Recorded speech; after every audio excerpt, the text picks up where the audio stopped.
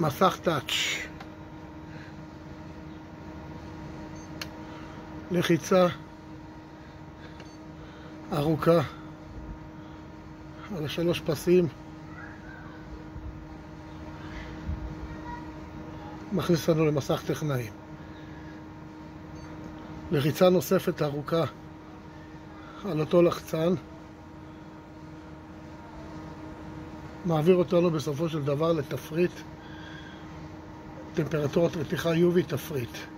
עם החיצים אנו יורדים למטה ל-UV, אומרים לו אוקיי, מופעל, לא מופעל, כמובן לא לשכוח לאשר באוקיי, לצאת החוצה בק, להוציא מהחשמל ולהכניס.